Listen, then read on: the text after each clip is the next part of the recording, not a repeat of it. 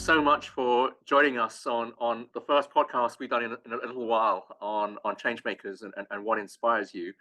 I'm super excited to be kicking off with you in particular because firstly, because I've known you for a long time.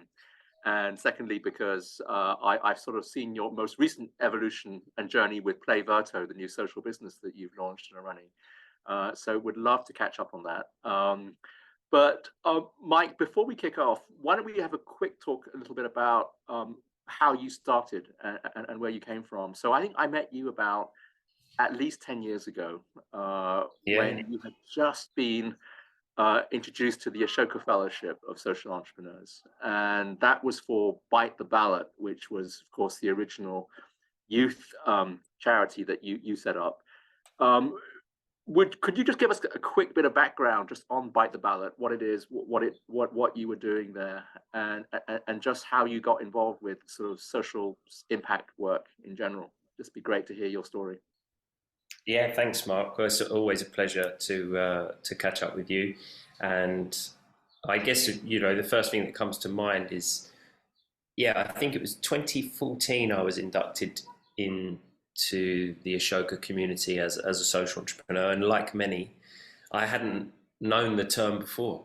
And it was just like this big, that's what I do. Okay, because before that, I'd obviously been running Bite the Ballot for around 4 years at that time. And effectively, that came about as a solution to a problem that sort of smacked me bang in the face, both personally and more holistically. I was a school teacher and I had been teaching in that current school for around, approaching 3 years at that time. I was a fairly young man at the time, and my boss asked me if I was going to vote. And at the age of 27, I sort of looked at him and said, "Oh no, I don't vote. Politics doesn't affect me."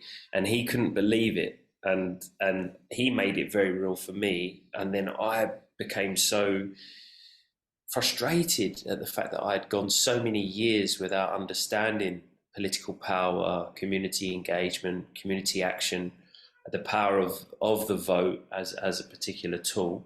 And so I looked to the immediate cohort of 18-year-olds at the school, bearing in mind we're a few weeks before the 2010 general election, and no one was going to vote. So Bite the Ballot was a solution to that, and essentially used play as a way of engaging young people to experience what it felt like to be political, and then end any particular session with a call to action to register to vote. And over the years, I guess I really started to develop my community engagement skills and drove large campaigns and began to understand strategy around crescendo moments and key times in a calendar year where you could weave together a collection of partners with a simple call to action, which everybody shared. And we grew the national voter registration drive from 54,000 registrations in year one to 1.83 million registrations in year three. And my work had just been a continuous evolution of the next issue that came, and how do I seek to solve that, and how do I seek to co-create that with the community. So, after everybody become registered to vote, the sense was, well, who do I vote for? And that was the original origins of Verto. It was a voter advice application, a gamified one, where young people could swipe if they disagreed with a policy and swipe if they agreed with one, and it would begin to show them the areas they matched with the political party manifestos and the issues that they may vote on. Okay, I just want to just tease out just two things there. So the first one is, when you started this, you were not an NGO leader, right, or a charity leader. You were a teacher, if I recall. Is that right? So you absolutely. And so you had no experience at that time about how to launch a social movement or how to set this kind of stuff up. So could you just give us a little bit of a sort of a flavor for, you were thrown in the deep end and you just had to create an organization from scratch to make it happen. Could you just sort of did you just come up with a charity as the default way of doing that? How easy was it for you to be able to get going? what playbook were you able to draw upon, or mentors did you have to help you do that, or did you just make it up as you went along? I'm always fascinated by that beginning, of how people actually and do this. Well, I mean, for the first year, it was extracurricular. Bite the Ballot was a lunchtime club in one school, and we would design the games and resources in the one school, and then I'd use the school minibus and take a group of young people to neighbouring schools to test them further. And then we began to invite the MP in, the MEP, and I think it was the MEP that said, "Oh, you could get a grant from the European Union to do a bit more of this work." And obviously then that became, we need to establish a business. So we actually established a limited company. And then after I'd started to work with Ashoka and met Yasmin Walji at Hogan's, it was like, actually, if we establish a charitable model, we are more favourable to grants and foundations and larger pots of cash. So it was kind of step by step and almost bumping into things along the way, and then weighing up. Yeah, okay, that's the right decision for now. So I'd always somehow had a hybrid model, but the charity was the main vehicle for the fundraising. That makes sense, because I think a lot of people start off with grants as their first source of funding, and then they grow from there, and they launch a business, and they have to raise investment for that. So how early on did you realize that you had a business on your hands as well as just a charity, and what did the business look like at that time? Well, funny enough, and I won't mention the name, but Ashoka had partnered with a huge institution that were offering some fellows some time with their senior leadership team, time to present an issue that those senior minds would work on, and over a period of 6 weeks would come back to you with a solution. And my issue was, how do I monetize what I do? And at the time I had voter registration games and resources that went into schools. And I was very explicit in the beginning that I can't charge for those, because the minute I put a price on that, I won't reach the schools where this work's really needed. I had a program called Decaf, Democracy Cafe, that I'd managed to get corporate sponsorship from Starbucks. And then I had Verto, this piece of software that I felt was, we're doing something with innovative technology, data. There's got to be a vehicle there that could monetize what we do. And after 6 weeks, this pretty large institution, this well-known name, these minds presented back to me that we wouldn't make any money with Verto. That can only be used at election time. Carry on doing the sponsorship with the corporates, but the main vehicle to make money for you is selling things into schools. And I was like, well, this is pretty deflated, really, because I think naively I was like, yes, I'm going to have this manifesto, this plan to follow. But I think that came at a time for me where the UK was going through such a turbulent political moment with Brexit and other things happening, that as a charity, my integrity was under question, because we were neutral.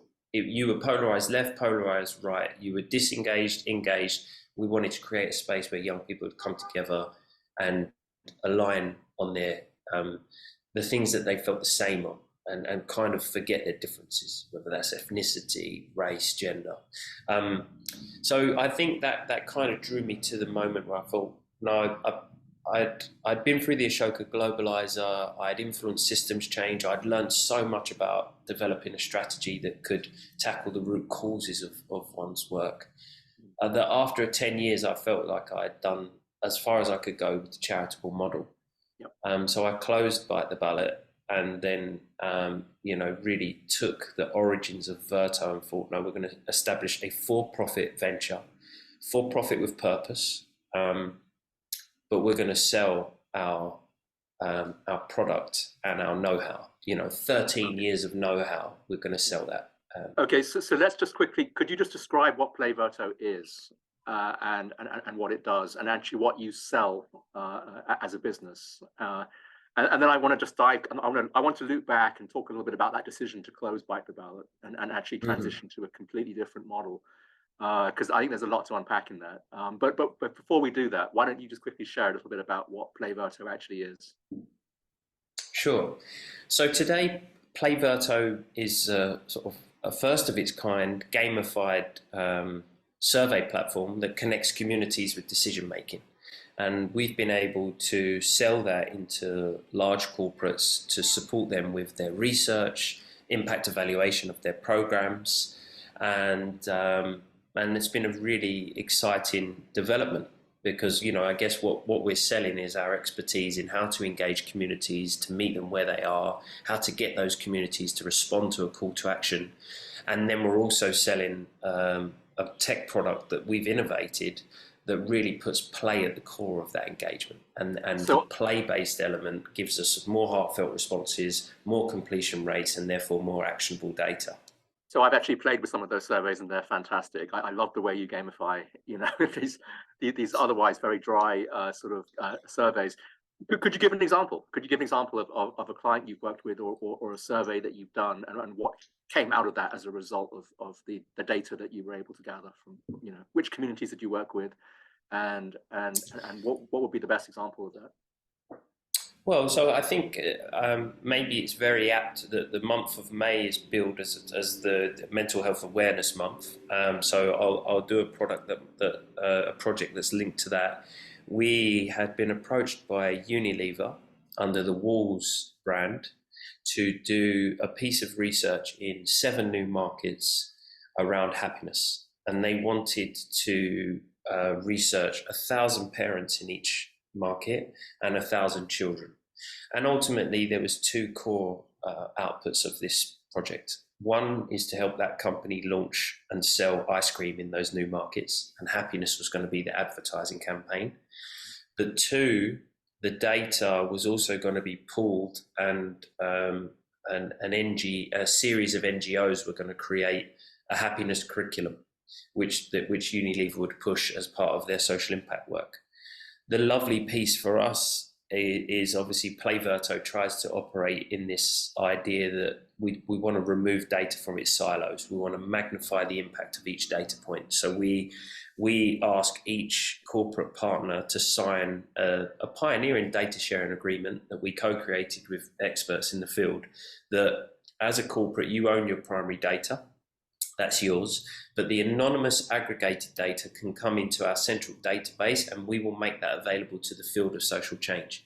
So you've got fantastic social entrepreneurs like Vishal, who runs Dream a Dream in India, and he's got a happiness curriculum in India. We were able to give Vishal data from other markets around the world to help his advocacy efforts with the Delhi government to put his work on the national curriculum.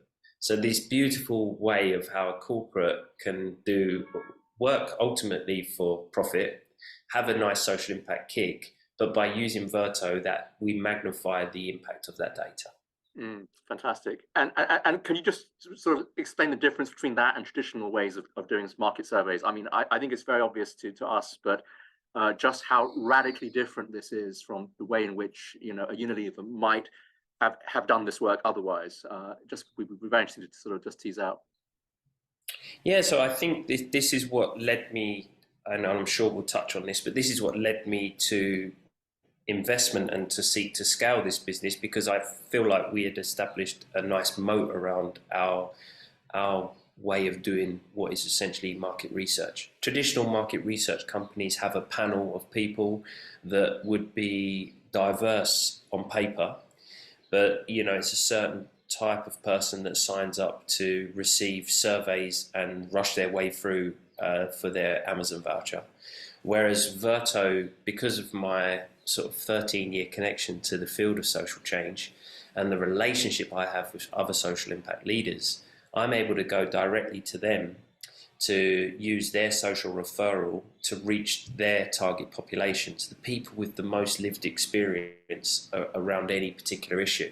So I feel like we bring a really lovely, unique voice to the table, and we're able to then ensure that we get this cognitive view of results, not just what you would call a traditional panel. So, for example, if you wanted to reach a large group of the population in the UK who were under the age of 24 to work out what they wanted to what were thinking about a particular social issue, you can do so in a much more authentic way than a traditional company might be able to, just because you've got access to all these amazing social networks, social entrepreneurs, charities, and so on. Charities, and exactly. And then obviously, again, drawing from the little black book of Bite the Ballot. Like, Bite the Ballot really used to use influencers, large tech platforms and communities to actually put our calls to action on their platforms to reach their community. I've maintained relationships with those. So depending on the client or the partner's target network, I'm able to look and go, okay, well, all right, we've got social enterprises that work directly with parents, children, young people, teachers. We've got teaching unions that we've got a great relationship with. We've got various other groups. So we really take great pride in strategizing just how we can ensure that the authentic voices that they want to reach are the ones that the data you're gathering. Yeah, and I love the fact that the data can be used again and again for different social causes and campaigns that you're working on, and that's something which you don't often see in traditional sort of market surveys, and so I think that's a real innovation in that space. Thank you so much for watching, and stay tuned for more such stories in our new What Inspires Us series.